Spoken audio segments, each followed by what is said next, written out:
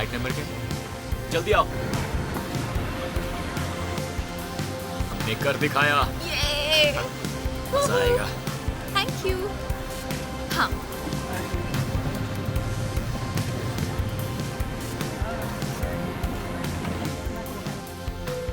बेशक वो इतिहास के सबसे प्रसिद्ध व्यक्ति हैं, 2 अरब से भी ज्यादा लोग इन्हें मानते हैं, जो कि दुनिया की 1/3 जनसंख्या है। किसी भी अन्य व्यक्ति से ज्यादा कला और साहित्य में इनका उल्लेख है। टाइम मैगजीन ने उन्हें अब तक का सबसे ज्यादा बुद्धिमान व्यक्ति बताया है। लेकिन यीशु कौन है?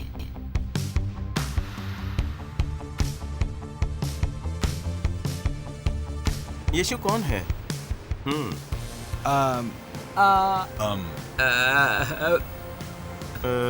मेरे ख्याल से मुझे लगता है कि वो परमेश्वर के पुत्र हैं। मुझे नहीं लगता कि यीशु सच में अस्तित्व में थे। परमेश्वर के पुत्र? अगर मुझे इसका उत्तर देना है तो मैं कहूँगा परमेश्वर। वो चेल्सी पिन के लिए खेलता है। यदि आप बाइबल पढ़े तो मुझे लगता है आप इन सबको मानते हैं। सब कुछ वो कुछ भी हो सकता है, पर मेरे लिए सब कुछ है। यीशु कौन है? आपसे सच कहूँ तो मैं नहीं जानती। मैं धार्मिक या ऐसा कुछ नहीं हूँ, तो शायद वो उद्धारकर्ता या ऐसे ही कुछ है।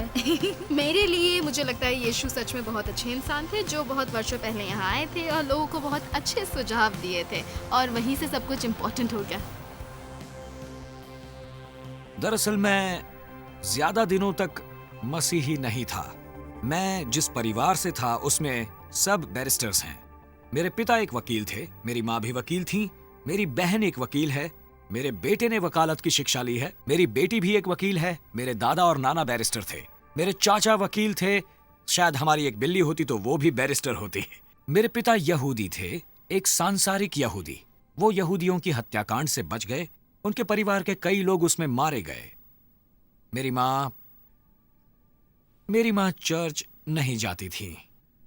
मेरे पिता खुद को एक नास्तिक बताते थे और मैं निष्कर्ष पर पहुंचा कि मैं एक नास्तिक युवा हूं, और मैं बहुत ही बहस करने वाला नास्तिक था। ऐसा नहीं कि मैं लोगों को नास्तिक बना देता था, लेकिन यदि कोई मुझे मसीह बनाने की कोशिश करता तो इस विषय पर मेरे पास कहने के लिए बहुत कुछ होता था। और मैं बहुत ही शंकास्पद मसीही था। उन दिनों में मैं उनमें से 1 या 2 के संपर्क में आया और उनकी मुस्कुराहट देखकर मुझे बहुत शंका होती थी। पता नहीं मैं ऐसा क्यों सोचता था। और यूनिवर्सिटी के पहले साल में मेरे बगल के कमरे में मेरा दोस्त निकी ली रहता था, और मैंने उसे मसीहियत के विरुद्ध चेतावनी दी थी। मैंने कहा, तुम जो भी करो उसे अपने कमरे में मत आने दो। पर उसके लिए देर हो गई थी। वो किसी से मिला, और एक बार वो और उसकी दोस्त, जो अब उसकी पत्नी है सीला, उन्होंने आकर मुझसे कहा कि अब वो मसीही बन गए हैं। मुझे बहुत ही आश्चर्य हुआ, ये कैसे हो गया। मैंने सोचा इससे उन्हें क्या फायदा होगा। मुझे इस बारे में कुछ नहीं पता था, इसलिए मैंने जांच पड़ताल करना बेहतर समझा। फिर मैंने एक पुरानी बाइबल ली और उस रात मैं इसे पढ़ने लगा। मैंने नए नियम से पढ़ना शुरू किया। मैंने सुबह 3 बजे तक मत्ती का सुसमाचार, मरकुस का सुसमाचार, लूका का सुसमाचार और यूहन्ना का आधा सुसमाचार पढ़ लिया था। अगले दिन मैंने इसको आगे पढ़ा, पूरे दिन, अगले पूरे दिन। उसके बाद मैं लगातार उसे पढ़ता रहा। मेरे पास कोई और काम नहीं था, मैं एक छात्र था। और नए नियम के अंत में मैं एक निष्कर्ष पर पहुंचा कि ये सत्य है, आप मसीहियत को गणित से साबित नहीं कर सकते, आप इसे वैज्ञानिक रूप से साबित नहीं कर सकते। विज्ञान महत्वपूर्ण है, लेकिन विज्ञान अलग प्रश्नों का उत्तर देता है, जैसे ये दुनिया कब और कैसे अस्तित्व में आई, लेकिन ये इन सवालों का उत्तर नहीं दे सकता कि वो कौन और क्यों था। मान लीजिए कि मेरे पास एक केक है जिसे मैंने बनाया है, और मैं इसे एक वैज्ञानिक को देता हूं, तो वैज्ञानिक ये बताएगा कि इसे कैसे बनाया गया। शायद वो ये बता दे कि इसे कब बनाया गया था, और बस यही कुछ बातें। लेकिन केवल मैं ही बता सकता हूं कि इसे किसने बनाया और क्यों बनाया।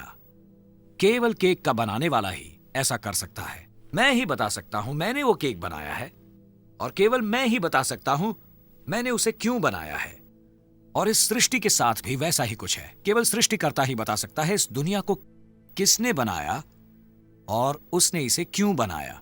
और मसीही लोगों का ये दावा कि इसे उन्होंने बनाया है, स्वयं सृष्टिकर्ता ने इसे प्रकट किया है, और उन्होंने खुद को यीशु के रूप में प्रकट किया है, यीशु के रूप में।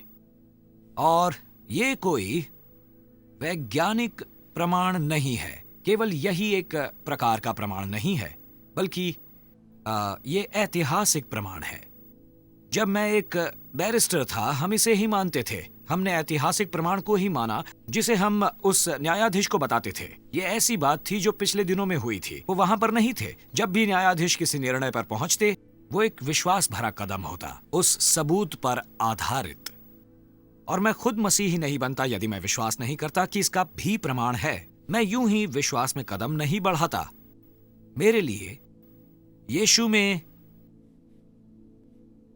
में विश्वास करना एक कदम बढ़ाना है जो ऐतिहासिक प्रमाण पर आधारित होता है। अब आप शायद पूछें कि यीशु से क्यों शुरू करें, बल्कि मैं ये भी नहीं मानता था कि परमेश्वर हैं, पर मैंने माना कि परमेश्वर हैं, और वो भी यीशु के द्वारा, क्योंकि यीशु का पुनरुत्थान दृढ़ता से कहता है कि इस दुनिया का एक सृष्टिकर्ता है, और उस सृष्टिकर्ता को केवल और केवल यीशु के लेंस के द्वारा ही देखा जा सकता है। ऐसा माना जाता है कि 2000 साल पहले यीशु नासरी इन गलियों से चले थे, लेकिन क्या उनके अस्तित्व का कोई प्रमाण है? फिर इसके लिए काफी सबूत हैं। कोई भी अच्छा इतिहासकार यीशु के अस्तित्व से इनकार नहीं कर सकता। मिस्री इतिहासकार टैसिटस और सुटोनियस ने यीशु के बारे में लिखा है। पहली सदी के यहूदी इतिहासकार जोसेफ ने यीशु को अद्भुत कार्य करने वाले के रूप में बताया है, और फिर वो उनके क्रूस पर बलिदान और कथित पुनरुत्थान के बारे में बताते हैं। तो इसका मतलब यह है कि नए नियम के अलावा भी यीशु के अस्तित्व का प्रमाण है, लेकिन ज्यादातर प्रमाण नए नियम के अंदर ही मिलते हैं। और कुछ लोग ये भी कहते हैं कि नया नियम बहुत सालों पहले लिखा गया था, तो हम ये कैसे जानें कि जो लिखा गया था उसे इतने सालों में बदला नहीं गया है? खैर, जवाब हम सब जानते हैं, शाब्दिक आलोचना नामक विज्ञान के द्वारा। शाब्दिक आलोचना प्राचीन विषय वस्तुओं के प्रतियों की संख्याओं की जांच करता है जो आज हमारे पास उपलब्ध है। फिर ये मूल प्रति और सबसे आखिरी प्रति के बीच के अंतराल का पता करता है। देखा जाए तो हमारे पास जितनी ज्यादा हस्तलिपियां होंगी और जितनी जल्दी मिली होंगी, वे उसकी असलियत पर उतनी ही कम शंका करेंगे। मुझे तो ऐसा ही लगता है। तो आइए हम बाइबल की तुलना उस समय के अन्य लेखों से करें जिनका स्कूलों और विश्वविद्यालयों में ज्यादा उपयोग किया जाता है। आइए हम ग्रीक इतिहासकार हेरोडस और थुसिडाइडस को देखें। इन दोनों ने ईसा पूर्व 5वीं सदी में ये लेख लिखा था। मतलब हमारी प्रथम पांडुलिपि और किताब लिखे जाने के बीच में 1300 साल का अंतराल है, और इसके बावजूद हमारे पास 8 प्रतियां हैं। या मिस्र इतिहासकार टैसिटस को देखें। हमारी सबसे पहली पांडुलिपि और उसकी किताब के बीच 1000 साल का अंतर है, और हमारे पास केवल 20 प्रतियां हैं। एक और प्रसिद्ध केसर का फ्रांस देश युद्ध हमारी प्रथम पांडुलिपि और किताब देख लें, जिनके बीच 950 साल का अंतराल है, और इसके बावजूद हमारे 9 या 10 प्रतियां हैं। और एक और लिबी का रोम का प्रसिद्ध इतिहास किताब लिखे जाने और हमारी प्रथम पांडुलिपि के बीच 900 साल का अंतराल है, और हमारे पास इसकी केवल 20 प्रतियां हैं। हाँ जी, सिर्फ 20 प्रतियां। लेकिन जब नए नियम की बात आती है तो ये बहुत ही अलग है। नया नियम लगभग 40 और 100 ईस्वी के बीच लिखा गया था, और हमारे पास 130 ईस्वी का पांडुलिपिक प्रमाण है, और 350 ईस्वी में संपूर्ण पांडुलिपि का। हमारे पास 5300 से भी ज्यादा ग्रीक पांडुलिपियां हैं, तथा 10,000 लैटिन और 9,300 अन्य अनुवाद हैं। तो आप जानते हैं कि हम पवित्र शास्त्र के नए नियम की सटीकता, प्रामाणिकता और अखंडता के बारे में ज्यादातर विश्वास करते हैं, जिसे आज हम तक पहुंचाया गया है। बाइबल के बारे में सबसे शानदार बात यह है कि घटनाओं का उल्लेख करने और हमारी प्रथम पांडुलिपि के बीच संबंधी बहुत ही कम अंतराल है। तो बाइबल विद्वानों ने कई तरीकों से इसे जांचा है, और वे किसी निष्कर्ष पर पहुंचे कि इन पर अवश्य ही भरोसा किया जा सकता है। उदाहरण के लिए कुछ विकल्प जिनकी आप तलाश कर रहे हैं, और एक विद्वान होने के नाते मैं खुशी से कहता हूं कि मुझे इस पर भरोसा है। Professor F.J.A. होट एक सबसे बड़े विद्वान जो शाब्दिक आलोचना क्षेत्र में है, वे बताते हैं कि प्रमाणों की विविधता और परिपूर्णता में जिस पर ये आधारित है, प्राचीन ग्रंथों में से नए नियम में लिखी बातें पूर्ण रूप से सही हैं, और इस निष्कर्ष से कोई भी धर्मनिरपेक्ष इतिहासकार असहमत नहीं हो सकता। तो नए नियम के अंदर और बाहर के प्रमाणों से हम ये जानते हैं कि यीशु का अस्तित्व है, लेकिन वो कौन थे? देखिए, हम जानते हैं कि वो एक संपूर्ण मनुष्य थे। वो मानव शरीर में थे। उन्होंने खाया, पिया, उनका पसीना निकला, वो थके, उन्होंने दुख उठाए। उनके पास मानवीय भावनाएं थीं, प्रेम, आनंद, दुख और मानवीय अनुभव भी। उन्हें परिवार में बड़े होने का अनुभव था, शिक्षा का अनुभव था, काम करने का और परीक्षा में पढ़ने का। उन्होंने कष्ट उठाए, दुख झेली, यातनाएं उठाई, मृत्यु का भी सामना किया। आज बहुत से लोग कहते हैं, ठीक है वो मनुष्य थे, लेकिन वो केवल मनुष्य थे। शायद वो एक महान गुरु थे, लेकिन इससे ज्यादा और कुछ नहीं। दूसरे कहते हैं वो इससे भी ज्यादा थे। बैंड U2 के प्रमुख गायक बोनो ने कहा है, मुझे नहीं लगता कि आप आसानी से छूट जाएंगे, ये कहकर कि वो एक महान विचारक या दार्शनिक थे। वो कहते फिर रहे थे कि वो एक मसीहा हैं, इसीलिए उन्हें क्रूस पर बलि होना पड़ा। उन्हें क्रूसित होना पड़ा क्योंकि उन्होंने कहा था कि वो परमेश्वर के पुत्र हैं। तो मेरी दृष्टि में वो या तो परमेश्वर के पुत्र थे या वो एक पागल थे। मुझे मानना कठिन लग रहा है कि लाखों लोगों ने, लगभग आधी दुनिया ने 2000 सालों तक वो महसूस किया है कि किसी पागल ने उनके जीवन को छुआ है और प्रेरित किया है। मैं ये नहीं मानता। वो आगे कहते हैं, मैं मानता हूँ कि यीशु परमेश्वर के पुत्र थे। इस बात का क्या प्रमाण है कि यीशु एक महान धार्मिक गुरु से बढ़कर थे? इस बहस के दो भाग हैं।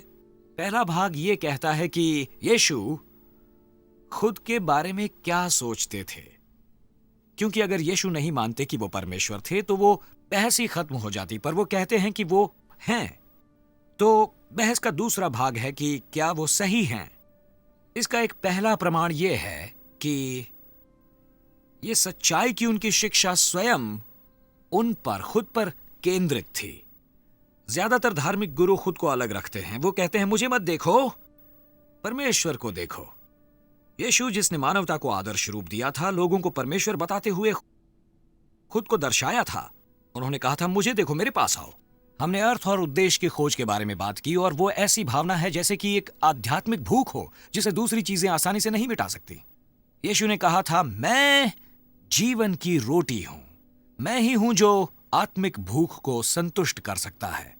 हमारे समाज में व्यसन एक प्रमुख समस्या है। यीशु ने कहा है, यदि पुत्र, दूसरे शब्दों में खुद, यदि पुत्र तुम्हें स्वतंत्र करेगा तो सचमुच तुम स्वतंत्र हो जाओगे। और इन सब चीजों को जो हम उठाए फिरते हैं, आत्मग्लानि, डर, चिंता, निराशा, यीशु ने कहा, हे सब परिश्रम करने वालों और बोझ से लदे लोगों, मेरे पास आओ, मैं तुम्हें विश्राम दूंगा। उन्होंने कहा, जो मुझे ग्रहण करता है वो परमेश्वर को ग्रहण करता है। जो मेरा स्वागत करेगा वो परमेश्वर का स्वागत करेगा। जिसने मुझे देखा है उसने पिता को देखा है।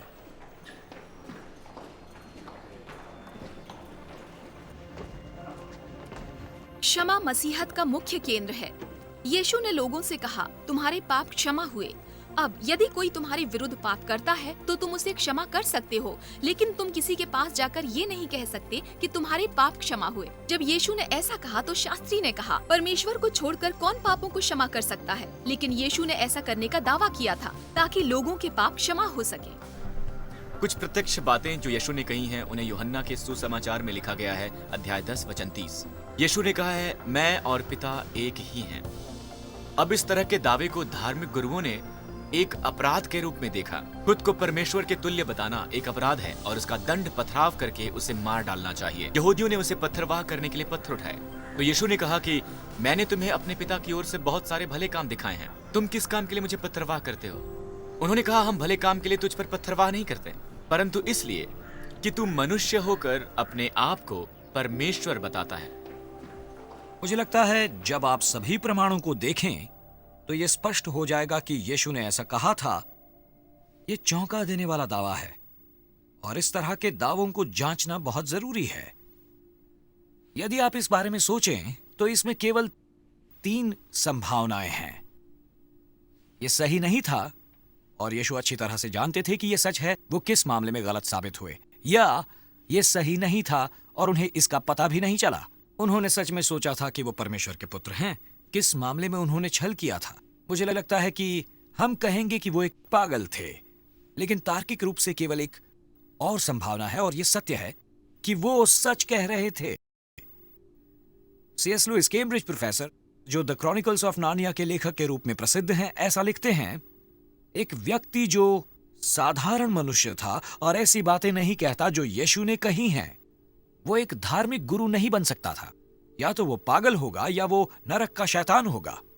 आपको चुनाव करना जरूरी है। या तो वो एक व्यक्ति परमेश्वर के पुत्र थे और हैं, या इससे भी बदतर थे। लेकिन उनके महान गुरु होने के बारे में हमें कोई भी मूर्खतापूर्ण बातें नहीं सोचनी चाहिए। उन्होंने हमें ऐसा करने को नहीं कहा है, उनका ये इरादा नहीं था। तो यीशु ने खुद के बारे में जो भी कहा वो सही था। उनके दावे के समर्थन में क्या सबूत है? खैर, पहला सबूत है उनकी शिक्षा। नए नियम में ऐसा कई बार लिखा गया है कि लोग उनकी शिक्षा सुनने के लिए इकट्ठे हुए थे। और एक बार ऐसे ही एक पर्वत पर यीशु की शिक्षा सुनने के लिए 5000 से भी ज्यादा लोग जमा हुए थे और पहाड़ पर दिए गए संदेश को सभी समय के शास्त्रियों ने स्वीकार किया है। यीशु की शिक्षा हमारी सभ्यता की नींव रही है और हमारे अनेक नियम और कानून यीशु की शिक्षा पर ही आधारित हैं। अपने पड़ोसी से अपने समान प्रेम रखना। जो कुछ तुम चाहते हो कि मनुष्य तुम्हारे साथ करे, तुम भी उनके साथ वैसा ही करो। और ये पूरी तरह से परिवर्तनकारी है। अपने शत्रुओं से प्रेम करो। वास्तव में हमने विज्ञान और तकनीक के क्षेत्र में तरक्की की है, फिर भी इन 2000 सालों में किसी ने भी यीशु की शिक्षा में बदलाव नहीं किया। ये अब तक के कहे गए सबसे महान शब्द हैं। इस तरह के शब्दों को कहने की अपेक्षा आप परमेश्वर से ही कर सकते हैं। एक और बात जो यीशु के जीवन को दर्शाती है वो है अधिकारहीन के लिए उनका प्यार। भूखों को खिलाना, बीमारों को ठीक करना। उनके सद्गुणों ने उन लाखों लोगों को प्रभावित किया है जो खुद को मसीही नहीं कहते। टाइम मैगजीन ने उन्हें पश्चिमी सभ्यता में पवित्रता, अस्वार्थता और प्रेम का सबसे अनवरत आदर्श बताया है। वो ऐसे व्यक्ति थे जिनके शत्रुओं ने भी उनमें कभी कोई दोष नहीं पाया और जिनके दोस्तों ने कहा कि वो पाप रहित थे। ऐसा कहा जाता है कि हमारा चरित्र सच में तब परखा जाता है जब हम दबाव में होते हैं। और जब यीशु को सताया जा रहा था तब उन्होंने कहा, पिता, इन्हें क्षमा कीजिए क्योंकि ये जानते नहीं कि ये क्या कर रहे हैं। दूसरा प्रमाण है पुराने नियम की भविष्यवाणी का पूरा होना। किसी भी व्यक्ति के बारे में उनके जन्म लेने से पहले इतिहास में लिखे विवरण का संपूर्ण विवरण नहीं है। यीशु ने पुराने नियम की 300 से भी ज्यादा भविष्यवाणी को पूरा किया है। उनमें से 29 भविष्यवाणियां एक ही दिन में। बिल्कुल ऐसा भी कहा जा सकता है कि वो एक बुद्धिमान व्यक्ति थे जिन्होंने जानबूझकर लोगों को भरमाया था। उन्होंने सभी भविष्यवाणियां पढ़ी और सोचा कि मैं इन्हें पूरा करूंगा। सिद्धांत के साथ परेशानी यह है कि सबसे पहले इनकी संख्या बहुत ज्यादा है। फिर सच्चाई यह है कि ये सारी बातों पर उनका कोई नियंत्रण नहीं था। उनकी मृत्यु, उनके गाड़े जाने, बल्कि उनके जन्म के स्थान के बारे में भी सटीक भविष्यवाणियां की गई थी। एक बुद्धिमान व्यक्ति कहता फिर रहा था, ओ मेरा जन्म तो बैतलहम में होना था, बहुत देर हो गई। इसके बाद अंतिम प्रमाण, और वो है मृत्यु की उनकी विजय। यीशु का मृत्यु में से जी उठना मसीहियत की नींव है और ये हम सबको पता है क्योंकि हम सब मरने वाले हैं। एक ना एक दिन हम सब मरने वाले हैं। ये एक सत्य है, सब कभी ना कभी मरते ही हैं। आप दाह संस्कार में जाते हैं, कब्र को जमीन में दबाया जाता है, ऐसा लगता है कि सब कुछ खत्म हो गया। और ऐसा ही है जब तक कि यीशु का मारा जाना और गाड़ा जाना और फिर से जी उठना नहीं हुआ था। मानो उस समय मृत्यु पर उन्होंने विजय पा ली थी। लेकिन क्या ये सोचा समझा कार्य था?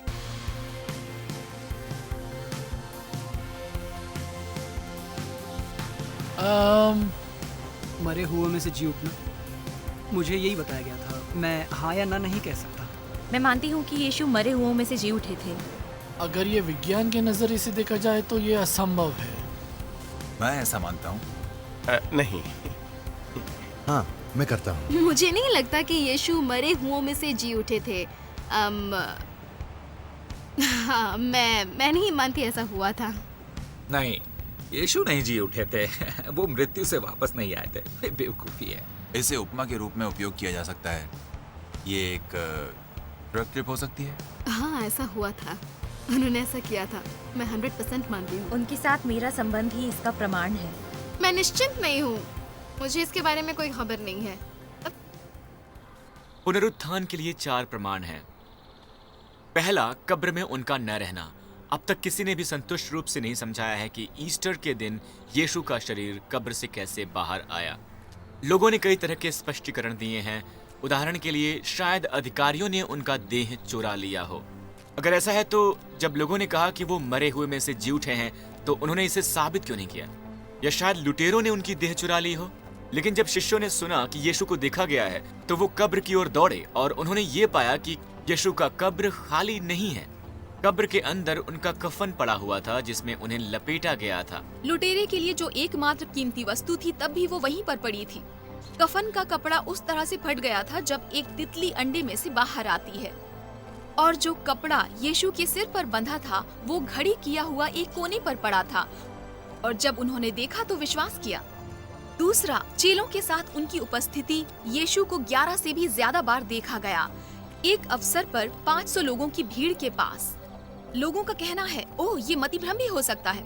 देखिए, ये भ्रम बहुत ही तनावग्रस्त, निराश या बहुत ही काल्पनिक है और जो बीमार है या औषधि लेने वाले हैं उन लोगों के बीच होता है। लेकिन चेले इनमें से किसी भी श्रेणी में नहीं आते। वहाँ पर थोमा जैसे निंदक भी थे, वहाँ पर मछुआरे भी थे, वहाँ पर चुंगी लेने वाला भी था। चुंगी लेने वाला भ्रमित नहीं हो सकता। तीसरा प्रमाण ये है कि चेलों में परिवर्तन हुआ जो कि हमने देखा।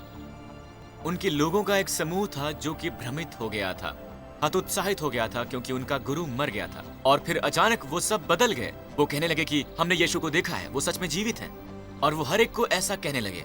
बाद में उनके विश्वास की वजह से उनमें से सभी मारे गए, क्रूसित हुए, सताए गए, गर्दन काट दी गई उनके विश्वास की वजह से। अगर वो लोगों को भरमा रहे थे तो उन्हें बस ये कहना था कि नहीं नहीं नहीं नहीं, ये सच नहीं है। पर उन्होंने ऐसा कभी नहीं कहा क्योंकि वो जानते थे कि ये सच है और इसने उनका पूरा जीवन बदल दिया था। और इसका परिणाम था ये असाधारण क्रांति पूरी दुनिया में फैल गई थी और मानव इतिहास में ये क्रांति किसी मिसाल के बिना थी। और चौथा है, ऐसा आज भी हो रहा है। पूरी दुनिया में 2.3 अरब से भी ज्यादा लोग मसीही हैं, जो हर एक धर्म, द्वीप, राष्ट्र, अर्थव्यवस्था, समाज और विवेकपूर्ण पृष्ठभूमि से हैं। ये सभी पुनरुत्थानित यीशु मसीह से मुलाकात का उल्लेख करते हैं।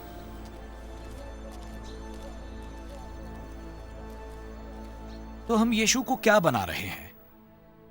मुझे ऐसा स्पष्ट रूप से लगता है कि यीशु ने सच में कहा था कि वो परमेश्वर के तुल्य हैं। ये सत्य है। और जब हम उनकी शिक्षा, उनके जीवन, उनके चरित्र, उनकी भविष्यवाणी का पूरा होना, उनके पुनरुत्थान के प्रमाणों को देखते हैं तो उन्हें पागल या धोखेबाज कहना तर्कसंगत और विश्वसनीय नहीं लगता। ये तर्कसंगत नहीं, ना ही विश्वसनीय है। दूसरी तरफ ये सबसे मजबूत समर्थनकारी प्रमाण देता है कि यीशु ने जो खुद के बारे में कहा था वो सत्य है। और जब मैं सबूतों को देखता हूं, जब मैं नया नियम पढ़ता हूं, तो मुझे लगता है कि ये पूरी तरह सत्य है। मैं मसीही नहीं बनना चाहता था क्योंकि मैंने सोचा कि मैं यदि मसीही बन जाऊं तो उसी पल मसीही जीवन अत्यंत दुखदाई हो जाएगा। मैंने सोचा मैं मरते दम तक मसीही नहीं बन पाऊंगा। और फिर मैंने महसूस किया कि यह बौद्धिक तरीके से उचित नहीं होगा। तो बहुत ही संकोच के साथ मैंने कहा, ठीक है, ओके, हाँ। और उसी पल से मुझे अब भी अच्छी तरह याद है वो सब कुछ, वो जो मेरे दिमाग से निकलकर, वो दिमाग में जो कुछ भी था वो यहां मेरे दिल में आ गया, ये मानते हुए कि ये सच है। यीशु के साथ संबंध का वो एक अनुभव था। मैं अनजाने में पूरा जीवन खोज रहा था। ऐसी चीज को मुझे अपने जीवन के लिए अंतिम अर्थ और उद्देश्य प्रदान करना था। ये धरती पर सबसे अंतिम जगह है जिसे पाने की मेरी अपेक्षा थी। लेकिन उस पल मैंने पाया कि यीशु ने जो कुछ भी कहा था वो सच है। यीशु ने कहा था, मैं हूं जीवन देने और बहुतायत का जीवन देने वाला। मैं देता हूं बहुतायत का जीवन। ये वाकई सत्य है कि परमेश्वर ने खुद को यीशु में प्रकट किया। यीशु सच में वही हैं जिसका वो दावा करते हैं। यीशु सच में मरे हुओं से जी उठे। इस जीवन के परे भी आशा है, और आशा है इस पूरे जीवन में, इसी वक्त, इसी जीवन में यीशु के साथ मुलाकात में हम जीवन पाते हैं, और वो भी बहुतायत में।